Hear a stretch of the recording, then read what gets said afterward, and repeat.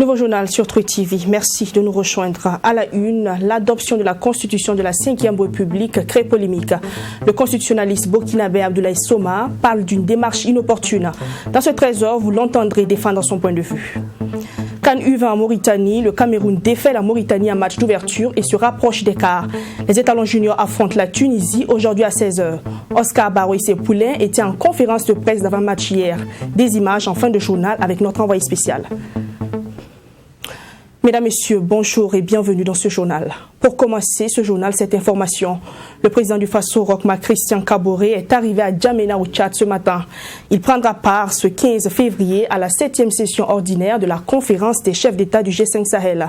Roch Marc Christian Kaboré et ses pairs vont évaluer la situation sécuritaire dans la zone sahélienne un an après le sommet de Pau. Ils envisageront aussi de nouvelles stratégies pour venir à bout du terrorisme.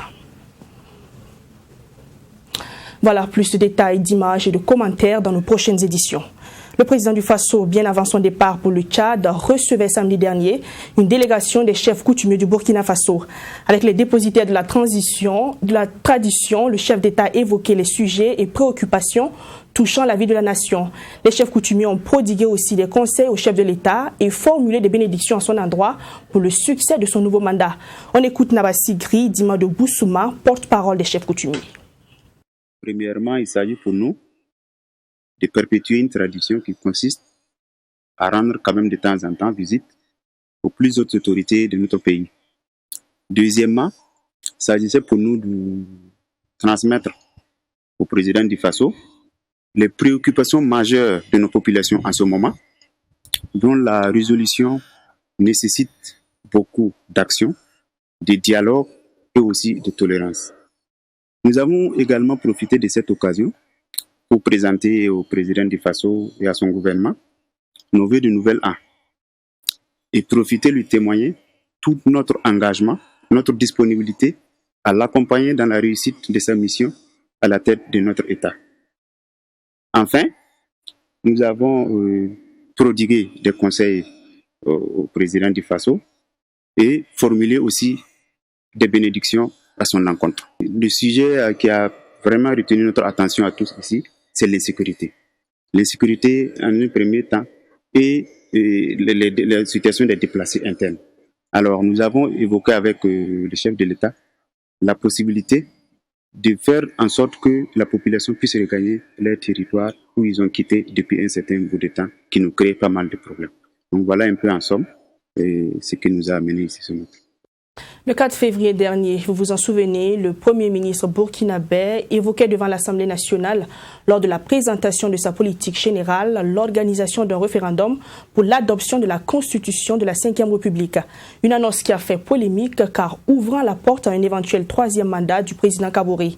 Ce qui est inopportun pour le constitutionnaliste Abdoulaye Soma, qui pense que des dispositions doivent être prises pour empêcher cela. Dans le prochain reportage proposé par Abdourahim Nienye, vous l'entendrez de vous-même regarder.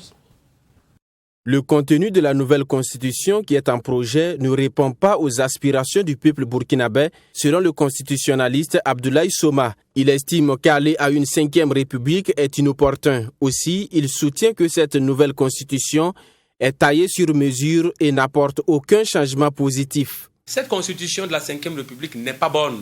Elle n'est même pas mieux que la constitution de la 4e république.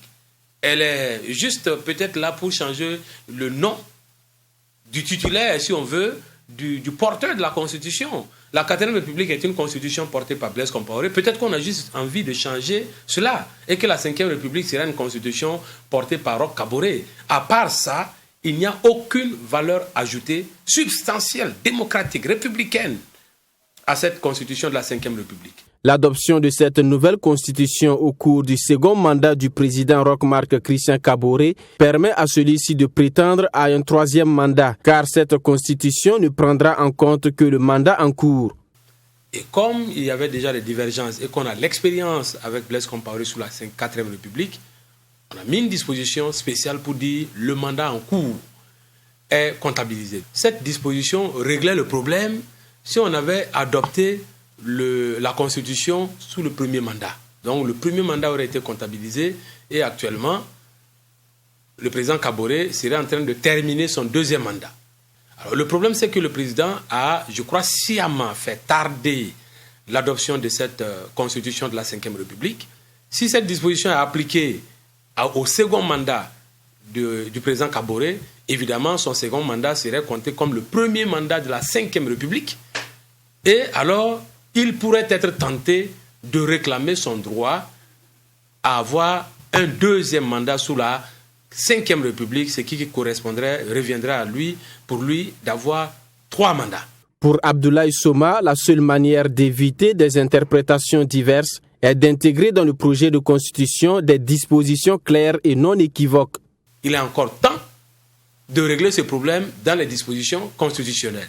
Et concernant cette disposition particulièrement, sur le mandat présidentiel, j'avais prévu et j'avais écrit qu'on formule la disposition de la sorte. Nul ne peut exécuter plus de 2 mandats de président de la République, ni alternativement, ni consécutivement dans sa vie. Voilà ce que j'avais écrit. Donc, dans sa vie. Le morceau de phrase « dans sa vie » réglait tout problème. Le constitutionnaliste regrette la non-prise en compte de cette recommandation lors de la rédaction du projet de constitution. Abdoulaye Soma invite donc les Burkinabés à ouvrir l'œil et le bon afin d'éviter de tomber dans une erreur. Projet Grand Ouaga, une convention a été signée vendredi à Konki-Ipala. Objectif, soutenir la croissance économique urbaine dans un environnement écologique résilient et promouvoir une gouvernance métropolitaine durable sur le territoire du Grand Ouaga. Un projet qui vise d'ailleurs à mutualiser les capacités des communes rurales qui entourent la capitale burkinabé. Les détails avec Serge Padou.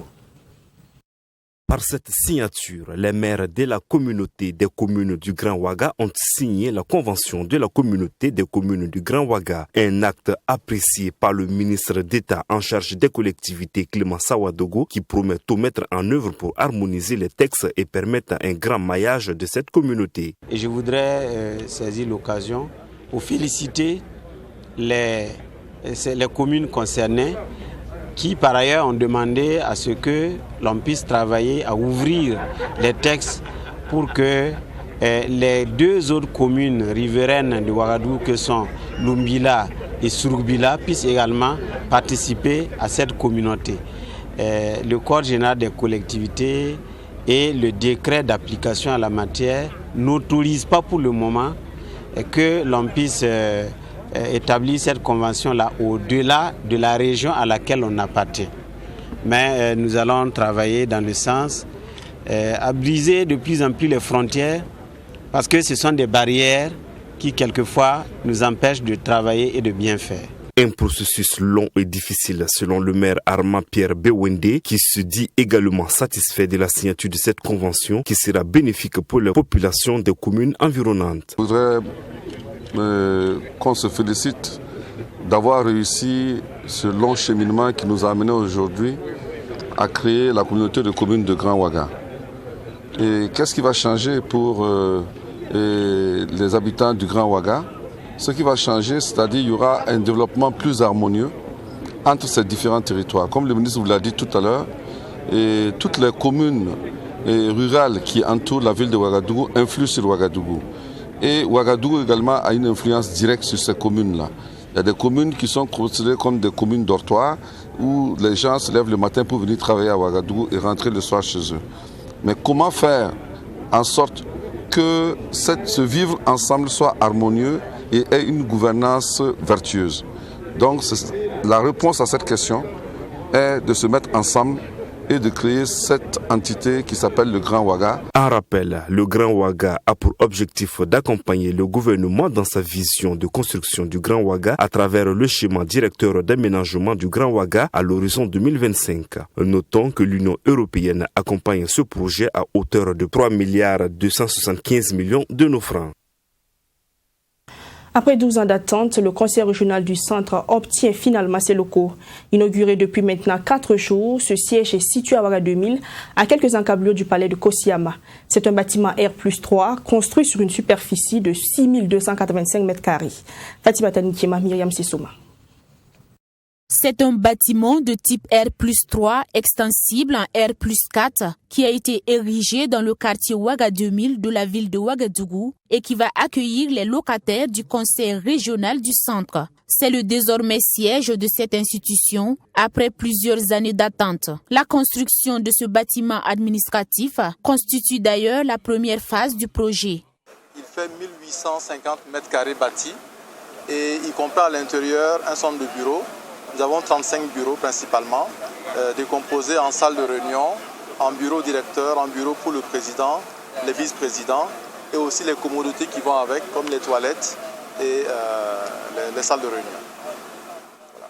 Donc il s'agit d'un bâtiment qui est équipé avec un conditionnement en ce qui concerne donc les conditions de travail, en termes de réseau informatique, réseau de sécurité incendie, et aussi donc toutes les commodités en termes de protection donc des biens et des personnes. La seconde phase du projet consiste à la réalisation d'une salle de conférence de 300 places qui n'a pas encore vu le jour pour faute de budget. Le président du conseil régional, lui, reste confiant et salue la cohésion sociale au sein de son institution. Une cohésion qui a été à la base de la réalisation de ce projet qui vient de voir le jour. Nous avons accepté épargner à chaque session budgétaire un certain montant pour démarrer les travaux. Parce que nous avons pris notre bâton de pèlerin pour voir certaines structures d'accompagnement. Malheureusement, vous savez, nous étions dans une situation d'insécurité qui a été aggravée par la suite par la pandémie à Covid-19. Donc nous nous sommes dit que c'était à nous de trouver les moyens pour construire ce siège régional. Et voilà que c'est une réalité aujourd'hui. Et c'est vraiment une satisfaction pour nous, pour tout le conseil régional du centre. Cette infrastructure a coûté à peu près 1,5 milliard au conseil régional du centre. Mais il prépare d'ores et déjà la réalisation d'autres infrastructures au profit de la population, parmi lesquelles la construction d'un centre de santé et de promotion sociale CSPS et l'aménagement d'une forêt régionale de 37,5 hectares à Bargo dans la commune de Saba. L'heure est au bilan à la coordination nationale des associations des enfants et jeunes travailleurs du Burkina. Un bilan fait lors de son assemblée générale du 9 au 12 février dernier à Ouagadougou. Au-delà du bilan, ce rendez-vous a permis à l'association de faire un nouveau plan d'action pour les années à venir. Yassine Sawadgo. Redoubler d'efforts pour permettre aux enfants en difficulté de jouir pleinement de leurs droits, tel est le défi que s'est fixé la coordination nationale de l'Association des enfants et jeunes travailleurs du Burkina. Un engagement renouvelé lors de cette assemblée générale qui a permis aussi de passer en revue les différentes activités et surtout revisiter les textes de l'association.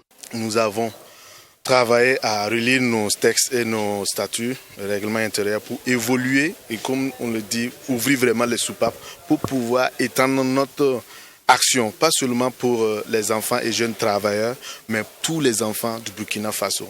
Tous les jeunes du Burkina Faso qui sont vraiment dans le besoin pour qu'on puisse vraiment, ensemble, dans la concertation, pouvoir trouver des solutions vraiment que les enfants et les jeunes traversent au niveau du Burkina Faso. Je vais parler de l'employabilité, je vais parler par exemple de l'éducation, je vais parler de la formation professionnelle, je vais parler vraiment de tous les mots que les enfants et les jeunes rencontrent vraiment au Burkina Faso pour que ça soit vraiment une réflexion commune et partagée. Pour la marraine de cette assemblée générale, c'est une grande joie pour elle d'être aux côtés des enfants. Elle promet de ce fait accompagner ses filleuls pour l'atteinte de leurs objectifs. Les enfants et jeunes travailleurs sont partis, ils ont beaucoup cheminé. Au début, c'était la sensibilisation, il faut informer les enfants, il faut leur parler de ceci, leur parler de cela. Ils ont écouté, ils ont agi. Après ça, ils sont devenus eux-mêmes des pères éducateurs, ils ont sensibilisé les autres. Et aujourd'hui, ils sont des employeurs, des petits frères. Je pense que vraiment c'est à saluer. Parce que ce n'est pas nous qui leur avons dit, employer X ou Y, c'est eux qui ont eu l'initiative. Ils ont dit, mais nous on nous a aidés, nous sommes sortis de là. Nous aussi, nous pouvons aider les autres. Et en aidant les autres, ils les ont aidés, ils les ont convaincus qu'il fallait qu'ils aillent apprendre à lire et à écrire, et puis compter. Ensuite, leur apprendre un métier, et puis les aider. Ils sont devenus apprentis à côté d'eux, ils ont appris à leur côté, et ils se sont installés. Franchement, je crois qu'il faut les féliciter. Rappelons que l'Association des enfants et jeunes travailleurs du Burkina a été créée par des aides ménagères le 1er mai 1994 à Bouaké, en Côte d'Ivoire, et son objectif est d'œuvrer à l'épanouissement des enfants en difficulté à travers la formation dans divers corps de métier. Hier, 14 février, on célébrait la fête de l'amour. Une occasion parfois pour les commerçants de développer leur chiffre d'affaires. Mais du côté de Bobo Dioulasso, cette fête n'a pas fait cadeau aux commerçants. Crise économique ou manque d'intérêt des populations. Ce qui est certain, le marché était morose, nous dit notre correspondant sur place, Joseph Koudgo. C'est connu, la fête de la Saint-Valentin est l'occasion pour témoigner son amour à sa moitié. Et quoi de mieux qu'un cadeau pour raviver la flamme de l'amour dans le couple? Cette célébration fait donc l'affaire de certains commerçants. Mais à Bobo Dioulasso, c'est pas la grande affluence dans les magasins et autres boutiques de vente de cadeaux.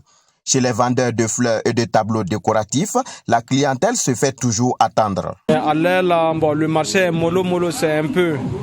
Les gens viennent un peu, c'est toutes les femmes là, les filles qui viennent par rapport à les garçons. Bon, l'année passée, c'était mieux avec cette année-là, bon, il y a trop de crises. Bon, on va faire avec, sinon cette année c'est mou. On trouve que c'est un peu mou par rapport à l'année passée. Bon, Saint-Valentin, bon, c'est la fête des amoureux. Ouais, l'amoureux en sens large. Voilà, tu peux être amoureux avec ton épouse, avec tes enfants, avec ton père, avec ta maman. Bon, c'est une fête amoureuse, quoi.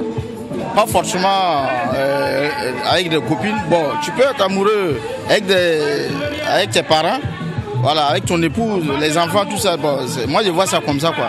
Chez les pâtissiers, on se frotte plutôt les mains. Ici, on dit même être débordé de commandes de gâteaux. Par rapport aux années précédentes, je peux dire qu'il y a quand même des commandes parce que je peux dire l'année dernière, j'ai peut-être pris seulement un gâteau, mais par rapport à l'année passée, il y a quand même des commandes. Je préfère toujours prendre à temps et faire bien plutôt que de prendre beaucoup à la dernière minute et de ne pas pouvoir réaliser parce que j'essaie quand même de faire le travail avec une certaine munition. Donc pour que ce soit vraiment bien, il faut prendre le temps qu'il faut pour le faire. Donc quand ça vient à la dernière minute, c'est vraiment compliqué. Pour moi, la Saint-Valentin représente la célébration de l'amour. L'amour entre l'homme et sa femme, ça peut être l'amour des parents avec les enfants. En tout cas, avec la Saint-Valentin, nous sommes un peu débordés par les commandes. Il y a beaucoup de personnes qui demandent juste un présent pour leur dulcinée, juste pour ce jour spécial. Moi, mes commandes, il y en a de tout âge. Il y a des vieux, un couple de plus de 70 ans même qui a pris leur gâteau avant-hier. Et ils ont déjà fait leur Saint-Valentin. Et il y a des jeunes aussi, comme il y a des jeunes couples. En tout cas, dans la majorité, ce sont les jeunes qui sont nombreux. Les commerçants ne perdent pas espoir. D'autres sont obligés de passer par des animations musicales pour attirer la clientèle. Produisons ce que nous consommons et consommons ce que nous produisons, préconisait Thomas Sankara. Une vision fièrement mise en œuvre par les responsables du complexe scolaire Kwanda et les Bravos du siècle. Les élèves de cet établissement sont initiés et chargés de la confection de leur tenue scolaire, le Faso d'Anfani. Regardez ce reportage de Fatima Tankima. Depuis sa création en 2008, le complexe scolaire Kwanda et les Bravos du siècle a opté pour le Faso d'Anfani comme tenue scolaire. Commandé au départ par le canal de femmes tisseuses, le promoteur de cet établissement a jugé bon de changer la donne. C'est ainsi que les élèves ont été formés et depuis quelques années, les pagnes sont confectionnées par les élèves eux-mêmes. Nafissatou Traogo est la meneuse du groupe. Selon ses dires, elle l'a appris de sa mère tisseuse et a voulu mettre ses connaissances au profit de l'établissement. Quand j'ai eu le CEP, je suis venue ici en 6e. J'ai vu qu'ici, on permet aux élèves de tisser, d'apprendre à tisser. Et moi aussi, j'étais très contente parce que la tenue même que vous voyez a été produite ici par Le pain même que vous voyez ici, c'est moi-même, je l'ai fait ici pendant les vacances. Les élèves ont 2 jours dans la semaine, soit le jeudi et samedi, pour exercer cette activité. Mais la plupart des élèves le font pendant les vacances pour occuper leur temps libre. Et la matière première est mise à la disposition des élèves par l'établissement. Voilà comment on a essayé de mettre en place, d'initier les enfants là, le circuit du tissu économique en étant à l'école. Voilà, comment produire et comment écouler le produit. Il faut négocier un semi-grossiste qui va venir récolter le surplus de la production ou votre production pour aller vendre sans pour autant être commerçant.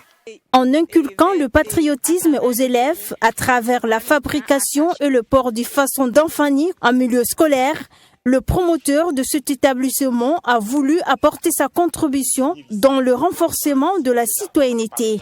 C'est aussi une façon pour lui d'apprendre aux élèves une activité génératrice de revenus en plus de leur cursus scolaire. Pendant les vacances, on fait la commande du fil au niveau de l'usine Filsa qui nous livre et les mères éducatives se mettent à produire avec les élèves qui savent déjà tisser. Et nous prenons juste la quantité que l'école en a besoin et le reste là est reversé sur le marché public. Voilà, pour les grossistes et les semi-grossistes qui vont prendre ça pour aller vendre. Maintenant, les élèves qui savent tisser, qui le font pendant les vacances, le fruit de la vente là leur revient, le bénéfice leur revient et avec ça, elles utilisent ça pour acheter leurs fournitures, pour souvent aider leurs parents. Abdoulaye Kwanda appelle les autres promoteurs des établissements à emboîter ses pas. Et en plus de cette activité de façon d'enfanir, les élèves du complexe scolaire Kwanda et les bravos du siècle sont initiés à d'autres activités parascolaires. Il s'agit notamment de l'art culinaire, le reboisement et le maraîchage. Voilà un reportage de Mamidri Anakamabou. En sport, la Coupe d'Afrique des Nations des moins de 20 ans se joue actuellement à Nouakchott, en Mauritanie. Logés dans le groupe B, les étalons juniors affrontent la Tunisie cet après-midi à 16h. En conférence de presse d'avant-match, Oscar Barou, entraîneur des étalons, dit avoir sa petite idée sur son adversaire. Envoyé spécial à Nouakchott, à Samitiam Touré. C'est ce stade de près de 15 000 places qui va accueillir la 4e édition de la Coupe d'Afrique des Nations des moins de 20 ans. En match d'ouverture, la Mauritanie, pays organisateur, sera face au Cameroun. Dans le groupe B, on aura demain, en premier match, le Burkina Faso contre la Tunisie. Après une préparation de 2 semaines au Maroc, soldée par 2 défaites et une victoire, les étalons juniors se disent tout de même confiants. En conférence d'avant-match, le coach Oscar Barou dit être serein. Nous sommes allés chercher des informations sur cette équipe tunisienne. Et nous avons participé au tournoi en Tunisie l'année passée, où on a été invité par les pays arabes pour participer à ce tournoi. Donc ça veut dire que nous avons des données par rapport à ce que l'équipe tunisienne est capable de faire. Dire que nous sommes en football, on peut avoir des informations. Ces informations, il faut savoir les utiliser. Et à tout moment, il y a des changements par rapport à tout ce que nous voyons. Par rapport maintenant à la deuxième question qui est du climat, nous sommes dans un climat un peu semblable au climat burkinabé, point de vue chaleur, à la température, nous nous retrouvons un peu dans notre climat ambiant. Voilà. Mais il faut dire qu'il y a des détails parce qu'il y a beaucoup plus de fraîcheur à des moments et comparativement au Burkina, mais nous nous retrouvons dans les climats. Merci bien. Du côté de la Tunisie, c'est également le même son de cloche. L'équipe dit avoir une bonne préparation. Donc nous on découvre le Burkina. Pour moi, le Burkina est un favori pour l'octroi du titre même, pas pour tout le monde. Donc c'est une bonne équipe. J'ai vu, moi, réellement, je le dis c'est une bonne équipe qu'on va affronter demain. Mais j'espère qu'on soit les favoris. Ce n'est que des rencontres de football. Tout ce qui se passe avant le match est un peu des prévisions qui ne sont pas réellement trop réelles, tu vois. Un match à prendre très au sérieux et à gagner surtout pour les étalons juniors pour un bon début. Une rencontre donc à suivre ce lundi à partir de 16h, temps universel. Voilà, le choc Tunisie-Burkina Faso, c'est à 16h. Bon match aux étalons. Sur cette note sportive, je vous dis à demain 13h.